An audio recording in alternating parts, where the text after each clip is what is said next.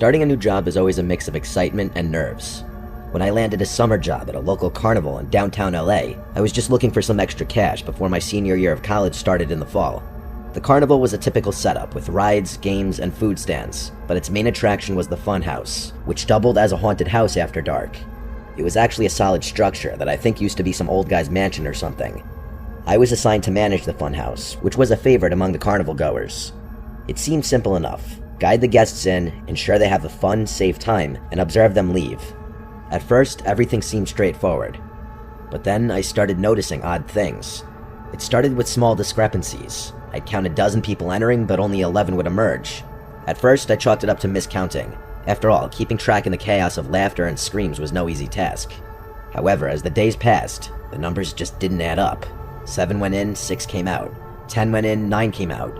Was I going crazy? Something was off, and I couldn't ignore it much longer. One particularly busy afternoon, a blonde girl caught my eye as she walked up to the funhouse. She was drop-dead gorgeous, and almost seemed out of place amidst the childlike atmosphere. She couldn't have been more than a few years older than me. I genuinely had to do a double take. I'm not a weird guy by any means, but I couldn't help but lock eyes with her for a few seconds. She smiled, handed me her ticket, and I directed her into the attraction. After she disappeared into the darkness, I went back to my duties. Time ticked by, and I watched attentively as people entered and exited, sometimes asking me questions and whatnot. Admittedly, I was paying a little more attention to the guests that night, as I wanted to see that girl as she left and maybe work up the courage to talk to her. Pretty soon, I started picking up on the fact that groups of people who had entered after her were beginning to emerge. A few more minutes passed, and I started getting worried. She should have been out by now. Compelled by a genuine concern, I decided to abandon my post for a few minutes and go looking for her. I stepped inside and locked the entrance door. I began investigating, navigating the dimly lit rooms and narrow corridors. I moved through the house until I came across something I hadn't noticed during my initial walkthroughs, a barely noticeable seam in the wall. I'm not really sure what I was expecting, but curiosity got the best of me. I pressed against the seam, and I heard a distinct click. I played around with it some more, and my jaw nearly hit the floor when I realized it was a hidden door. It swung open slowly, revealing a pitch-black hallway. I stood there in shock. What in the world was this doing here? I was definitely going to have a long conversation with my boss about this. I walked into the hallway with my phone's flashlight guiding the way. I didn't have much brainpower to spend being nervous because I was still so shocked about the whole situation. I got to the end of the passage and found another door. I flung it open, and to my surprise, it was a concealed exit that led back to the carnival grounds. I breathed a sigh of relief, as this discovery proved I wasn't going crazy. All those people I hadn't noticed leaving the attraction had probably stumbled across that secret door by accident and assumed it was the correct way to go. As I walked back the way I had came, I couldn't help but feel a little bummed out that I wasn't going to get the chance to talk to that girl. I'm not sure what came over me, but I decided to keep exploring the funhouse instead of returning to my post. I think a part of me just wanted a few extra minutes of this impromptu break I was taking. I walked through a couple more rooms, and that's when I noticed it. On one of the walls was another faint seam, identical to the first one I had seen. I again played with it until it clicked and swung open. I could immediately tell this one was very different. The putrid smell was the first thing I noticed. More concerning, though, was the fact that there was no corridor in this one, but a ladder that led downwards. I was more confused than anything. This door was on the ground floor, and I was told specifically that this place didn't have a basement. I debated climbing down, but I just felt awful about the prospect that the girl might be down there. So against my instincts, I began the descent. The smell only got worse as I climbed down into the darkness. I was expecting to find a basement, but what I found instead was far, far worse. I got to the bottom and pulled out my phone's flashlight. I was frozen in shock. I was literally standing in a tunnel that extended into the darkness. There was literally no way that this was part of the house above. The rational part of my brain screamed to turn back, to forget about it, but the mystery was too compelling. I ventured further, being careful not to make any noise. The walls were damp, and the tunnel was completely silent. As I explored, my flashlight beam fell on something unexpected. A white, glittery purse was sitting in the middle of the corridor. I picked it up, turning it over in my hands.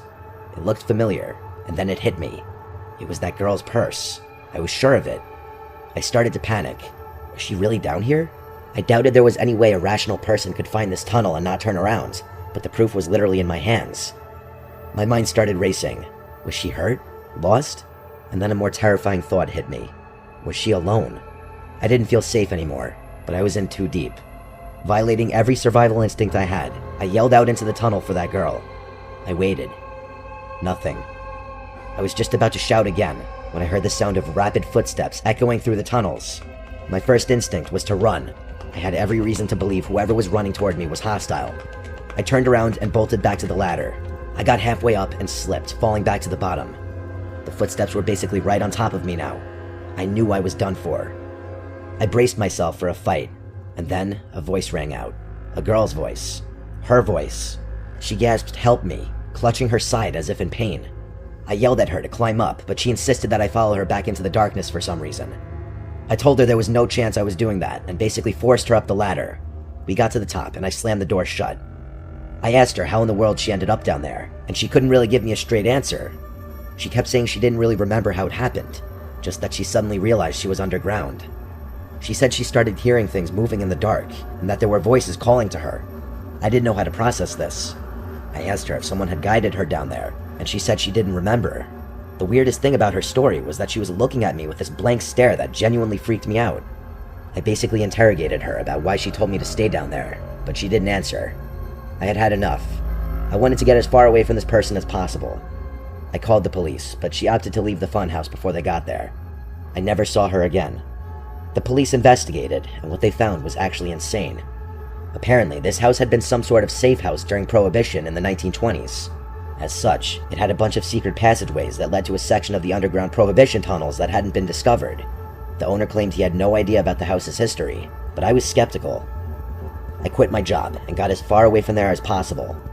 I still have so many questions. Did the owner know about this? Was that girl almost kidnapped? Had someone knocked her out and took her down there or something? Was she part of the whole thing?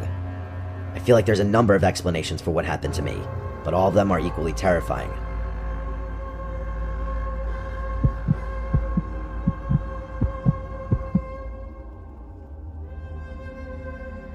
Ever since I was a kid, I loved carnivals, the lights, the games, the unpredictable joy of it all. I know lots of people find them weird and childish, but not me. Growing up in a small town in Indiana, it's not like there was a whole bunch to do, so whenever the carnivals would roll through town, you best believe I was spending as much time there as I possibly could. It's been over 20 years, and I still enjoy the atmosphere of a local carnival, despite what I'm about to tell you. I think my love for carnivals is something I'll never lose. I was like 10 or 11 when this happened, and I was a kind of nerdy kid growing up. In the days leading up to the spring carnival, I found myself in the library reading up on whatever I found interesting at the time. For whatever reason, I wound up in the history section. I remember the books being literally caked in layers of dust. That's how long it had been since they were even touched. I was flipping through a book on the history of our town when a small, faded slip of paper fell out from between the pages. Confused, I leaned down to pick it up. To my pleasant surprise, it was a ticket for our local spring carnival, dated over 15 years ago. The odds of something like that happening had to be extremely low. I was ecstatic. This ticket would make a great addition to my miscellaneous collection back home. What was even cooler, though, was the fact that the date on the ticket was just 2 days away, when the carnival would certainly be in town. As I predicted, the carnival cruised into town the next morning, so I figured why not use the old ticket, just for laughs to see what the booth attendant would say. I wanted to get it punched anyway. The next evening, I headed to the carnival with the ticket safely tucked away in my pocket. As I approached the entrance, the carnival seemed just as lively as ever, the air filled with the scent of cotton candy and popcorn. I pulled out the ticket at the gate, handing it over to the guy at the booth. His face changed the moment he saw it. He went pale, his eyes widening slightly before he masked his reaction with a forced smile. It was honestly a little creepy. Enjoy your evening," he stammered, handing me back the ticket without punching it. I was so weirded out by his reaction that I forgot to ask him to punch it.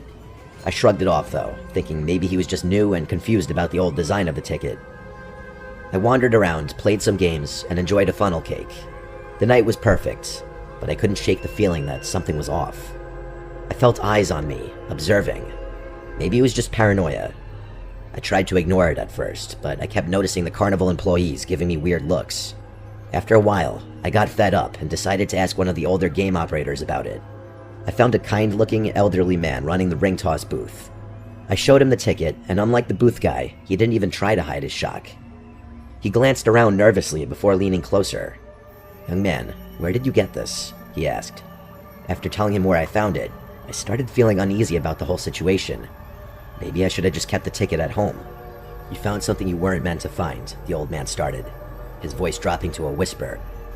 "This ticket, it's part of a story that the folks around here don't talk about much.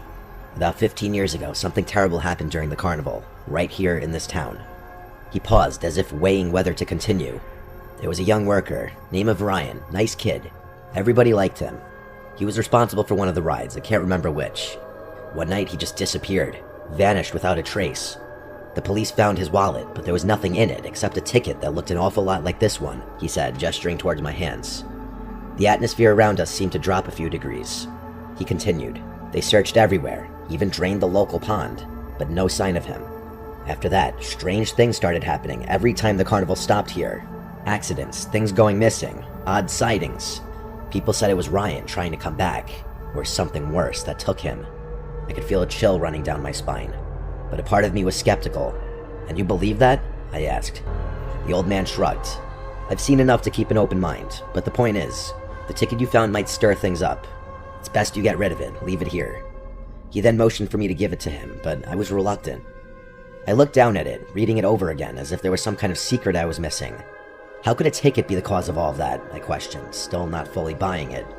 The look in his eye got darker. His tone switched, almost as if he were angry. He told me to give it here, almost in a growl. I considered it, but concluded that some stupid story wasn't worth giving up such a cool souvenir. I told him no, and he actually sprung up with a quickness that startled me. He reached for the ticket, his fingers grazing my hand. I jerked back instinctively, clutching the ticket tighter. The old man's expression morphed into something desperate, almost predatory. "You don't understand," he hissed, his eyes darting around as if expecting something or someone to emerge from the shadows. I backed away towards the tent's exit, my heart pounding. "I think I should go," I stammered, turning to lose myself in the crowd. Behind me, I could hear his calls, a mix of pleading and warning. I didn't care what he was saying, though. I let the bustling crowd around me drown his voice out. My mind was racing, not even about the ticket, but more so his aggressive reaction. The joy of the carnival had been spoiled. I left earlier than planned, the ticket burning a hole in my pocket. Over the next few days, my luck seemed to turn sharply. I missed catching the school bus, scraped my knee pretty bad in a bike accident, and worst of all, my best friend accused me of stealing his favorite baseball card, something I would never do. Things got worse than that, though. I remember coming home one night to my mother in tears after losing her job. My brother broke his leg skateboarding the next week, and our beloved family pet, Bean, also passed away a few days after that. It was like a dark cloud had settled over me since that night at the carnival. I couldn't help but remember the old man's warning about the ticket stirring things up. It seemed ridiculous, but then again, so was the string of bad luck that followed me. My dad laughed when I told him about my theory. He told me that there was no such thing as ghosts, and that I shouldn't be so superstitious. One rainy afternoon after school, after a particularly tough day where I had forgotten my lunch and had to go hungry, I pulled the ticket out. I stared at it, this small piece of paper that had brought nothing but trouble. Feeling a mix of anger and fear, I decided I had had enough. I grabbed my raincoat and boots and trudged out to the creek that ran behind our house. My heart felt like it was pounding out of my chest as the rain soaked through my hair. Standing at the creek's edge, I took one last look at the ticket before tearing it into tiny pieces and watching them get swept up by the current. It's just a piece of paper, I thought. Things started to look up after that. My friend found his baseball card and apologized to me, and we became friends again. I didn't miss the bus a single time that school year. My mom got a better job in the next couple of days. Whether it was all coincidence or that ticket really was cursed, I couldn't say. But one thing was for sure. I learned to be more careful about what I picked up and brought home. I don't believe in the supernatural, even after all this stuff happened to me. My parents like telling me that I imagined everything because I was so young. It's still hard to fully explain it, but I've long since accepted it as one of those weird coincidences that you just can't explain.